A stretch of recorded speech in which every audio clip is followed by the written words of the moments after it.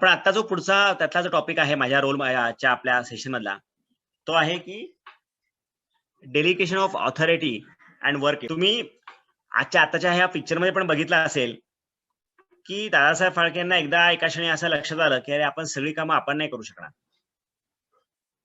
आणि मग त्यांनी त्यांचा जो एक मित्र होता त्र्यंबकेश्वरचा, की जो स्टील फोटोग्राफी करायचा, आणि फाळकेंनीच त्याला शिकवलं होतं की स्टील फोटोग्राफी कशी करायची, आणि तो मंदिराजवळ फोटोग्राफी करायचा. तर त्याला बोलवून घेतलं आणि त्याच्याकडे तो कॅमेरा सोपवला, कारण एका लिमिट नंतर तुम्ही सगळे काम स्वतः नाही करू शकत. आणि त्यामुळे फाळकेंना पण ते काम डेलिगेट करायला लागलं, दुसऱ्या कोणाकडे तरी द्यायला लागलं. तर हे delegation of authority and work efforts हे खूप महत्वाचं असतं.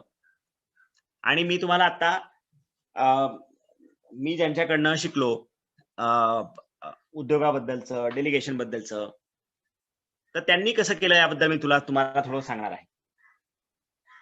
मी तुम्हाला, माझी स्क्रीन चेंज होते का सचिन? हा, पहिली स्लाइड दिसते आता. हो, कारण मी स्लाइड बदलली होती. दिसत नाही का दुसरी नाही स्क्रीन दिसते? तुमच्याकडे फुल स्क्रीन झाली आहे का? हो, माझ्याकडे फुल स्क्रीन झाली आहे. हा, ओके. आता मग स्टॉप शेअरिंग करा आणि परत शेअर करा, आणि शेअर करताना मग पीपीटी आणि फुल स्क्रीन दोन वेगळ्या दिसतील, तर फुल स्क्रीन वाली फक्त मग शेअर करा. ओके, असं होतं का? ओके, हा, बरोबर, ठीक आहे. Yes, okay.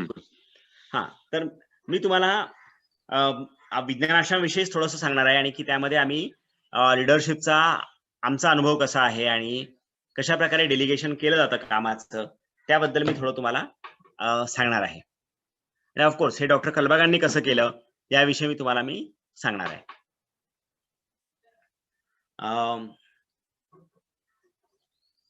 म्हणजे विज्ञान आश्रमाचे पण जर बघितले आपण एकूण डेव्हलपमेंटचे भाग, तर ते 3 भाग मुख्यत्वे म्हणता येतील. ती विज्ञान आश्रमाची स्थापना जी आहे ती 83 साली झाली, आणि 83 पासून ते डॉक्टर कलबागांनी विज्ञान आश्रम सुरू केला. आणि ते त्यांचं एकट्याचं स्वप्न होतं. त्यांना वाटलं असं काहीतरी केलं पाहिजे, आणि अशा सामाजिक कामाला सोशल एंटरप्राइज म्हणतात, की सामाजिक उद्योजकता, की ज्या प्रकारे आपण कमर्शियल एंटरप्राइज म्हणतो तशी ही सोशल एंटरप्राइज असते. पण या ठिकाणी पण एंटरप्रेन्योरशिपचे सगळेच नियम लागू होतात. तर आम्ही 83 ते 94 पर्यंत, सुरुवातीचे 10-12 वर्ष कलबाग सर एकटे होते, आणि हे त्यांचं मिशन होतं, त्यांचं स्वप्न होतं, आणि त्यांच्या प्रयत्नातनं, त्यांच्या एफर्ट्स मधनं हे सगळं काम सुरू झालं. मग तो पिरियड होता पहिला इंडिव्हिज्युअल लिडरशिपचा. आणि प्रत्येक कुठल्याही व्यवसायाची सुरुवात करताना, कुठल्याही संस्थेची, कुठल्याही ऑर्गनायझेशनची, कुठल्याही कंपनीची, कुठल्याही स्टार्टअपची सुरुवात करत असताना सुरुवात इंडिव्हिज्युअल पासूनच होते. आपणच करायची का, कसं करायचं, पण सुरुवातीला सगळी कामं आपल्याला करायला लागतात, त्याला काही पर्याय नसतो. तुम्हीच सीईओ असता, तुम्हीच पेमेंट कलेक्शन करता, तुम्हीच डिलिव्हरी करता, तुम्हीच चलन बनवता, तुम्हीच मार्केटिंग करता. तर याला सुरुवातीचा जो काळ असतो, एखादी ऑर्गनायझेशन सुरू होताना, किंवा एखादी कंपनी किंवा एखादा उद्योग उभा करताना, तो असतो इंडिव्हिज्युअल लिडरशिपचा. त्यानंतर 95 ते 2003 ह्या काळामध्ये विज्ञान आश्रमाने अजून काही काम वाढवलं, स्कोप वाढला. सुरुवातीला फक्त पाबळ गावापुरतं काम मर्यादित होतं, ते अजून वाढायला लागलं. आणि मग त्याच्यामध्ये विज्ञान आश्रमामध्ये कलबाग सरांच्या बरोबर डेप्युटी डायरेक्टर नावाची पोस्ट तयार झाली, आणि मग वेगवेगळ्या प्रकारे कलबाग सरांना सहाय्य करणं किंवा काम वाढणं हे काम सुरू झालं. आणि त्याला म्हणतात मग जबाबदाऱ्या वाटप झाल्या, की हा हे काम करणार आहे, हा तो काम करणार आहे, अकाउंटचं काम वेगळं काम कोणीतरी करेल, किचन कोणीतरी वेगळं जण सांभाळेल, स्कूल प्रोग्राम वेगळा बघेल, कॅम्पसवरचा प्रोग्राम कोणीतरी वेगळा बघेल, शेती वेगळा बघेल. मग याला म्हणतात इन्स्टिट्यूशनलाइज करणं किंवा कामाची घडी बसवणं, पद्धत बसवणं. हा झाला दुसरा टप्पा. आणि तिसरा टप्पा हा 2003 नंतर म्हणेल मी, कलबाग सर गेल्यानंतर, कलबाग सरांचं निधन झाल्यानंतर विज्ञान आश्रमाचं काम आहे. मग ती पुढची असते ती म्हणजे कलेक्टिव्ह लिडरशिप, की तुम्ही एकत्र मिळून काम करता. मग त्यावेळेस तुमचं इंडिव्हिज्युअल चालत नाही, कारण की संस्था मोठी झालेली असते, तुमचा व्यवसाय मोठा झालेला असतो, तुम्हाला काम खूप मोठ्या प्रमाणात करायला लागतं आणि मग तुम्हाला वेगवेगळ्या लोकांची एक्सपर्टीज लागते. आणि मग एकटे डॉक्टर कलबागांचं विज्ञान आश्रम किंवा असं नाही होऊ शकत आता मग त्याला वेगवेगळे लोक लागतात. मग त्या विज्ञान आश्रमामध्ये योगेश कुलकर्णी असतात, रणजित शानबाग असतात, सचिन पुणेकर असतात किंवा गणेश पिंगळे सर असतात. अनेक लोक असतात, सुहास लबडे असतात, की जे वेगवेगळ्या प्रकारचे वेगवेगळ्या डोमेन मधली लोक काम करायला लागतात. कुठलाही व्यवसाय हा अशा टप्प्यांमध्ये पुढे जातो आणि त्यामुळे आपल्याला हे तिन्ही जे काही टप्पे आहेत त्या आपल्याला माहित. हॅलो, माझा आवाज येतोय? हा सर, गॅप पडला होता, आता येतोय. सचिन सर, गॅप पडला होता आवाजाचा, आता येतोय. हा माझ्यामध्ये कनेक्शन मला वाटतं डिस्टर्ब झालं होतं. ओके, मी करू शेअर परत? हो चालेल.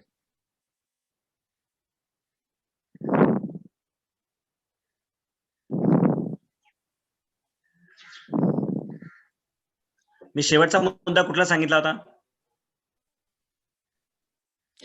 वेगवेगळी कामं डिव्हाइड करून देतात आणि विज्ञानाश्रमच्या वेगवेगळ्या लोकांची तुम्ही नावं घेतली होती. मी कुठल्या मुद्द्यावर होतो सचिन सर? कामं वाटून द्यायला लागतात वेगवेगळ्या डिपार्टमेंटमध्ये आणि रणजित सर, सुहास लबडे अशी लोक मग लागतात. इथपर्यंत तुम्ही होतात. माझा आवाज येतोय का? योगेश सर, आवाज येतोय? हो येतोय. ठीक आहे, म्हणजे आपण इथे होतो. हो, ह्या स्लाइडला. हो येतोय. येतोय. आता मी कलबाग सरांकडनं काय काय शिकलो किंवा त्यांच्याकडनं काय काय घेतलं, त्यातला एक सगळ्यात महत्वाचा जो गोष्टी होती मी त्यांच्याकडनं शिकलो ती म्हणजे असं की आपण बऱ्याच वेळा कॉस्टिंग मध्ये किंवा पैसे खर्च करण्यामध्ये आपण पेनी वाईज असतो आणि पाऊंड फुलिश म्हणतात त्याला. अशी म्हण आहे की तुम्ही चिल्लर खर्च करण्यासाठी तुम्ही खूप छान, तेव्हा तुम्ही मूर्ख खर्च करतात. तर मला हे शिकायला मिळालं की आपण जेव्हा खर्च करतो तेव्हा आपल्याला काही गोष्टी इन्व्हेस्ट करायच्या असतात. म्हणजे उदाहरणार्थ तुम्हाला आता कल्पना पण नसेल की पूर्वी पेजर नावाचं इन्स्ट्रुमेंट होतं आणि आम्ही पुण्यामध्ये तेव्हा आम्ही आमचा व्यवसाय करायचो, सीडी सेल करायचा.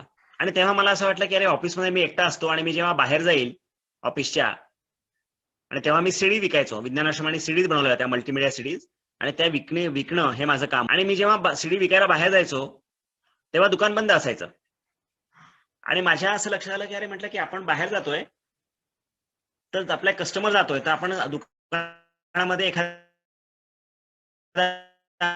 आपण अजून एक आपल्या ऑफिसमध्ये एक माणूस कोणीतरी घेतला पाहिजे की आपण एक माणूस अपॉइंट करू. आणि नंतर मला मोबाईल घेतो, तेव्हा मोबाईल खूप कॉस्टली होते की इन्कमिंग कॉल ₹1 पडायचा.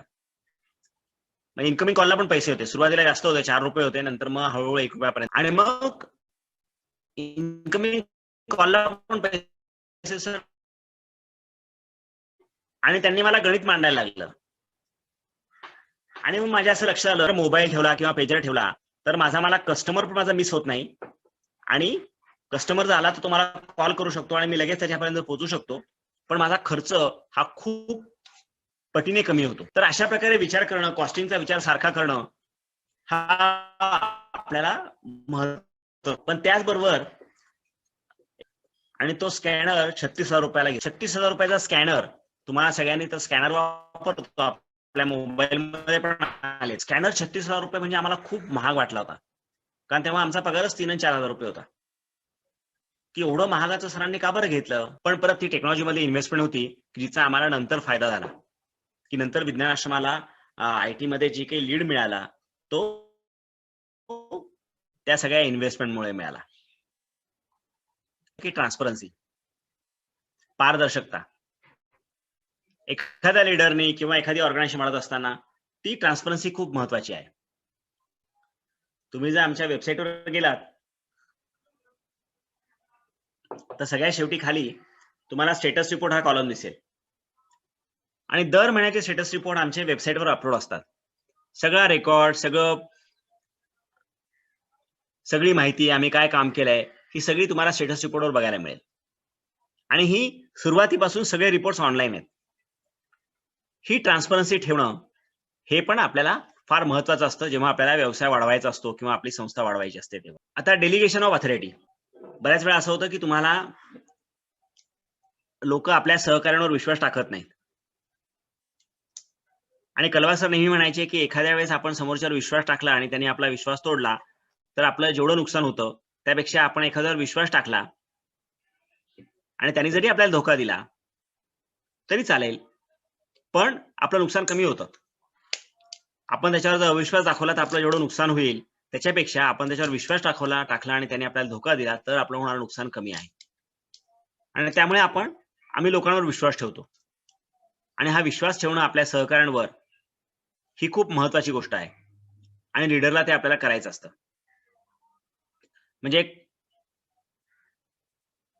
म्हणजे आता उदाहरणार्थ तुम्ही सिग्नेचर करायला कोणी द्यायचं चेकवर, तर बऱ्याच ठिकाणी असं आहे की चेकवर सगळेजण उद्योजक आपल्या हातामध्ये ठेवतात सगळे सूत्र.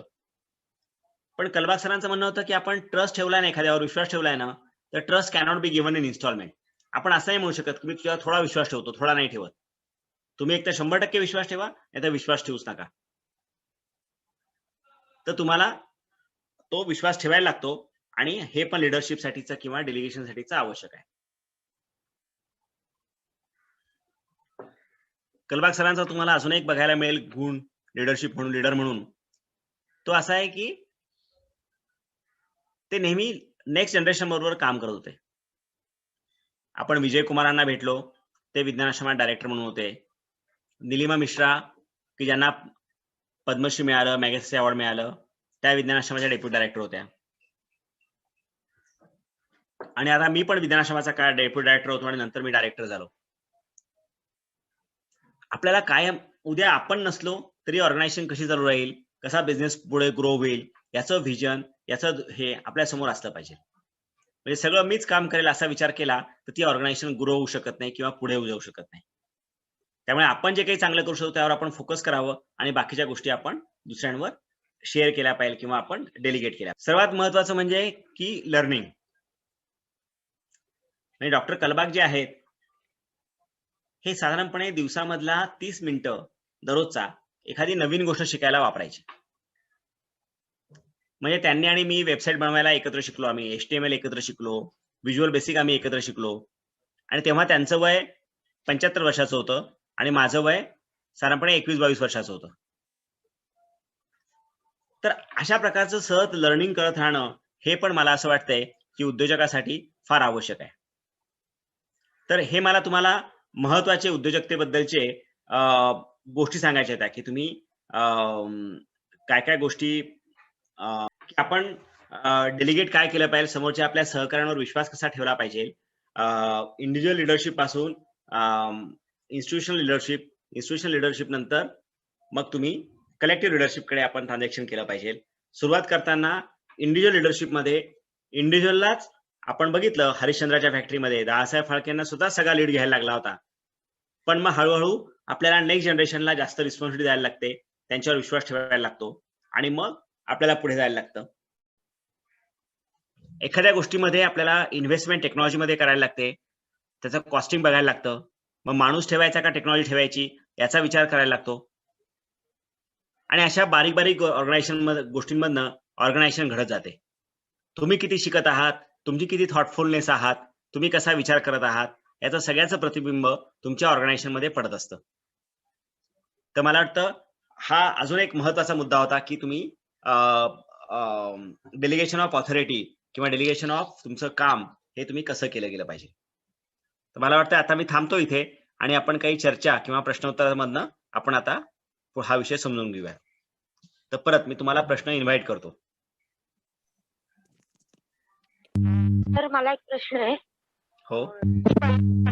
पासून सगळं विज्ञान आश्रम बाबतीत सांगितलं ना, मग त्यांनी कसं रिक्रुटमेंट केलं एम्प्लॉईजचं, म्हणजे काय क्वालिटीज केलं आणि ते ऑथॉरिटीज त्यांना सोपवले? हो, म्हणजे क्वालिटीज काय बघितल्या तर सगळ्यात महत्वाची असते ना, की सगळ्यात महत्वाची म्हणजे कमिटमेंट काय असते तुमची, तर ती सगळ्यात महत्वाची होते. आणि एकतर असं आहे की पाबळमध्ये ऑफकोर्स एज्युकेशनल क्वालिफिकेशन मिनिमम तुम्हाला जे काही तुमची काय म्हणतात ना टेक्निकल एक्सपर्टीज लागते ती तर लागतेच, पण त्याच्या व्यतिरिक्त तुमच्या व्हॅल्यूज काय आहेत, तुमच्याकडे एम्पॅथी किती आहे, आता आम्ही सोशल ऑर्गनायझेशन आहोत, तेव्हा आम्ही समाजाशी किती जवळ राहू शकतो आहोत, कनेक्ट करू शकत आहोत. तर ह्या सगळ्या गोष्टी त्यासाठी बघितल्या जातात. आणि एका दिवशी पहिल्या दिवशी तुम्हाला कोणी तुमच्यावर सगळी रिस्पॉन्सिबिलिटी देत नाही. तुमच्यावर रिस्पॉन्सिबिलिटी ही हळूहळू पडत जाते. एकदम तुम्ही कोणाला डायरेक्टर म्हणून तुम्हाला घेत नाही. तुम्हाला आधी तुम्हाला ज्युनियर लेवलला घेतलं जातं. तुम्ही तुमचे जसे स्किल दाखवता, तुम्ही कॅपॅसिटी दाखवता, त्या प्रकारे तुमची रिस्पॉन्सिबिलिटी हळूहळू वाढत जाते. आणि मग हळूहळू तुम्ही त्या टीमचा महत्वाचे भाग होतात. आणि जेव्हा तुम्ही टीमचे महत्वाचे भाग होतात, त्यानंतर मग तुम्ही टीममध्ये ग्रो व्हायला लागतात. आणि मग ऑर्गनायझेशन लक्षात येतं की अरे तुम्ही टीमचे खूपच महत्वाचे भाग आहात. आणि मग तेव्हा तुमच्याकडे तो रोल येतो. आपल्यामध्ये आता काही विद्यार्थी असे पण आहेत की जे लगेच त्यांनी व्यवसाय सुरू केलाय किंवा बाकी सुरू करण्याच्या याच्यामध्ये आहेत. तर तुम्हालाही काहीतरी प्रश्न असतील की कोणती कामं आम्ही दुसऱ्यांना देऊ शकतो, कोणती आम्हीच करावी, असं काही प्रश्न आहेत का? तुम्ही विचारू शकता. म्हणजे तुमच्या व्यवसायाशी निगडीत तुम्हाला मार्ग. हो, म्हणजे लिडरशिप हा विषय एवढा मोठा आहे की ज्ञान प्रबोधिनीमध्ये लिडरशिप डेव्हलपमेंटसाठीचा 2 वर्षाचा एक कोर्सच आहे. त्यामुळे तो किंवा डेलिगेशन ऑफ रिस्पॉन्सिबिलिटी कशी करावी याविषयी थेरी तर तुम्हाला खूप सांगता येईल. पण तुम्हाला काय नक्की हवं आहे हे प्रश्न विचारले तर मला तसे तुम्हाला उत्तर देता येतील. मी फक्त तुम्हाला आता बेसिक सांगायचा प्रयत्न. तुम्हाला काही टीम मेंबर तयार करायला लागतात. तुम्ही फाळकेंच्या पिक्चरमध्ये बघितलं असेल की त्या फिल्म धुण्यासाठी त्यांनी त्यांच्या बायकोला तयार केलं होतं आणि ती ते काम करायची. तर आपल्याला टीम तयार पण करायला नाही. काही प्रश्न कोणाचेच? सचिन सर लवकर संपणार आहे. कोणाचे प्रश्न नसतील तर म्हणजे 2 तास मी एकटाच बोलेल अशी बिलकुल अपेक्षा नाही. पूर्वी तू आता बिझनेस करतेयस, तो एक्सपांड करतेयस, तर तुला काही प्रश्न आहेत का पूर्वीच्या? हो सर, अजून तरी हा, तुझा नो सर, आवाज. अजून तरी नाही काय. अजून जस्ट स्टार्टअप झालेला आहे. साइन बोर्ड लावायचे बाकी आहेत, त्यामुळे थोडं हळूहळू चाललंय काम. आपलं स्टार्टअप सुरू करताना आपण जागेची निवड किंवा ते कसं ओळखायचं? जसं तुम्ही पाबळ सर्वात पहिलं निवड केली, तसं आता आयटीच्या ह्याच्यात असेल तर मग कसं आपण ऑफिस वगैरे निवडायचं?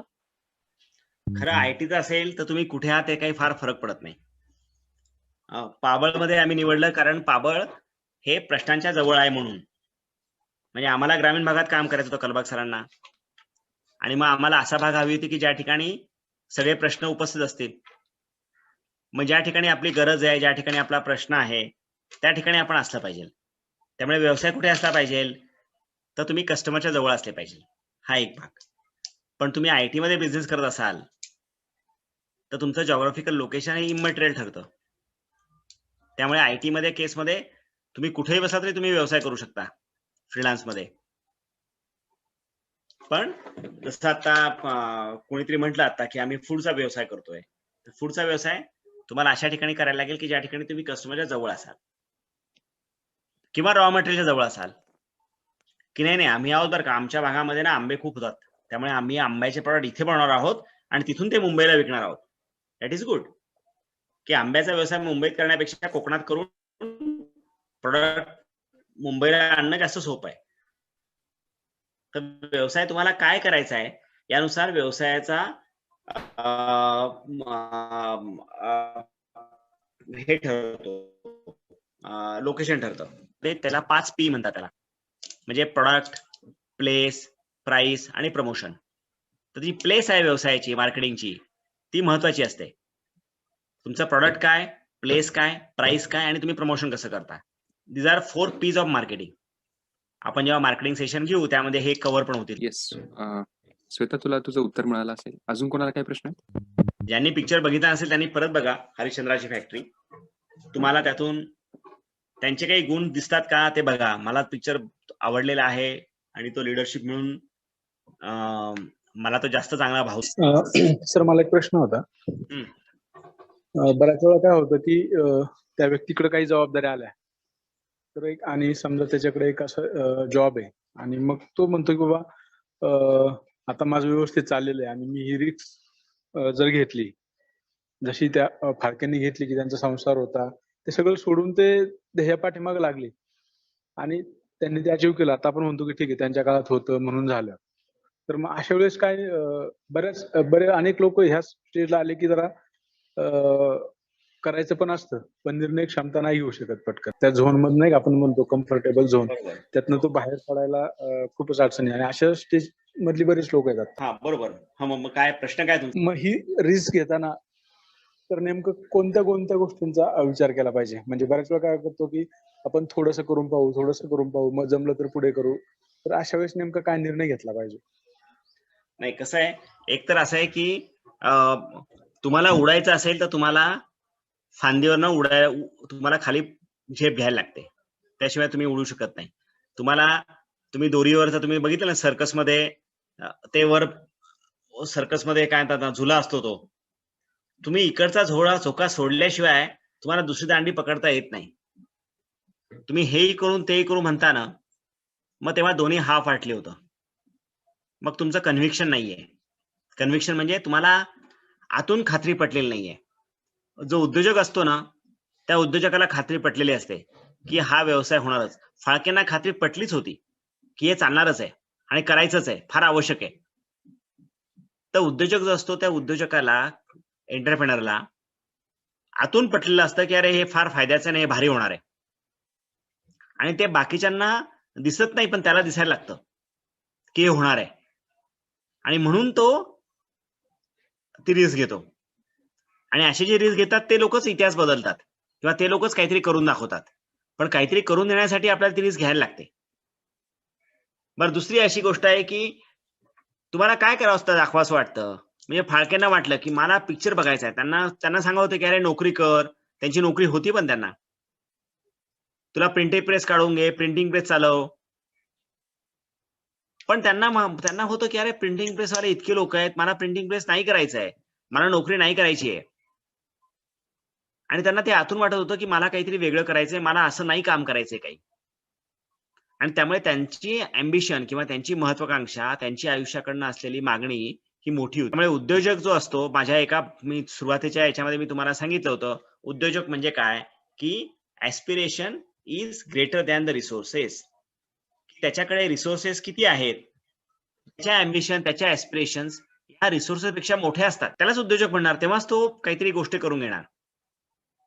जर ऍस्पिरेशन आणि रिसोर्सेस एकत्र असतील, माझ्याकडे एवढं आहे, मी एवढंच करतो, तर तेवढंच मिळणार आहे. पण तुम्हाला जर मल्टिपल गोष्टीमध्ये हव्या असतील, तुमच्या ऍस्पिरेशन, तुमची महत्वाकांक्षा, तुमची स्वप्न ही रिसोर्सपेक्षा मोठी असतील आणि तुमच्या धमक असेल, तर तुम्ही तिथपर्यंत उडी मारू शकता. हा, आता हे करताना काय काय विचार केला पाहिजे, त्यासाठीच हा ईडीपी कोर्स आहे. किंवा त्यासाठीच तुम्हाला इन्क्युबेशन सेंटर असतात, मेंटरशिप असते, किंवा आता आपण जसं परवा दिवशी तलेले सर आले होते, आपण त्यांच्याशी बोललो. विज्ञान आश्रम मध्ये आपण जे काही काम करतो आहोत ते त्याच्यासाठीच आहे की तुम्ही खाली नको पडायला. आणि म्हणून आपण ते सेफ्टी नेट ठेवलेले असतात. आपण एक शेवटचा प्रश्न घेऊया आणि आपल्याला नंतर वेगळी चर्चा करायची. काही प्रश्न आहेत कोणाकडे? ओके सर, सध्या काही प्रश्न दिसत नाहीत आता. हो, नाही अं, ठीक आहे. मग हॅलो आजचा सर, मला एक प्रश्न विचारायचा होता. सर, जसं तुम्ही म्हटले की एखादा बिझनेस किंवा एखादी संस्था आहे, मग त्याचं काम आपल्यानंतरही कोणीतरी सांभाळणार किंवा मग ते पुढे न्यायला पाहिजे. तर मग अशा कुठल्या गोष्टी किंवा असे कुठले प्रिन्सिपल्स असले पाहिजेत की ते काम त्या वेळी झालं पाहिजे किंवा पुढे गेलं पाहिजे? हो, मी म्हटलं सुरुवातीच्या काळामध्ये इंडिव्हिज्युअल एकटाच असतो. म्हणजे तुम्ही जेव्हा एखादा लीडर काम सुरू करतो तेव्हा तो सुरुवातीला एकटाच असतो. म्हणजे सुरुवातीची जर्नी ही एकटीच असणार आहे तुमची, की तुम्ही सगळे असणार आहे. म्हणजे तुम्ही अगदी आज व्यवसाय सुरू करताय आणि तुम्ही लगेच विचार कराल की अरे माझ्या पुढे कसं होणार, असा विचार करू नका. तुम्ही आता ऍट द एज ऑफ 21 तुम्हाला हा विचार करायची गरज नाहीये. परंतु तुमची जेव्हा ऑर्गनायझेशन मोठी होईल, जेव्हा तुम्ही म्हणा तुमच्याकडे 50 लोक काम करतायत, 100 लोक काम करतायत, मग तुम्हाला विचार करायला लागेल की अरे सगळं मीच करायचंय का. मग तुम्हाला नाही तर मग तुम्ही तेच करायला लागला की मग तुम्हाला वेळ मिळणार नाही त्या कामामध्ये. मग तुम्हाला नवीन काहीतरी क्रिएटिव्ह करावं असं वाटेल. आणि म्हणून मग तुम्हाला जे काम चांगलं करता येतंय, ज्या कामामधले तुम्हाला नट्स अँड बोल्ट्स माहिती आहेत, तुम्हाला खडानखडा माहिती आहे त्या गोष्टीची, मग अशी कामं जी आहेत, अशी कामं तुम्ही तुमच्या विश्वासू लोकांकडे दिली गेली पाहिजे. की तुम्हाला खडानखडा माहिती आहे, त्याला जर अडचण आली तर तुम्ही तिकडे जाऊ शकला पाहिजे, तुम्ही त्याला मदत करू शकाल. पण आता तुम्हाला त्याचं माहित झालंय, तुम्ही पण तेच करत राहिला, तुम्हाला बोरिंग होईल, तुमची ग्रोथ होणार नाही. आणि म्हणून अशा वेळेस तुम्ही त्या कामामधनं विड्रॉ झालं पाहिजे, तुम्ही बाहेर पडलं पाहिजे. मग तुमची पण ग्रोथ होते आणि त्या ऑर्गनायझेशनची पण ग्रोथ होते आणि तुमचा जो काही सहकारी असतो त्यालाही इंडिपेंडेंटली काम करता येतं. त्यामुळे हे त्याला आवश्यक असतं. त्यामुळे मात्र सुरुवातीच्या काळामध्ये जोपर्यंत ते स्टेबल होत नाही घडी, तोपर्यंत तुम्हाला तुम्हाला स्वतःलाच ऑल इन वन काम करा जोपर्यंत बाळ मोठं होत नाही तोपर्यंत.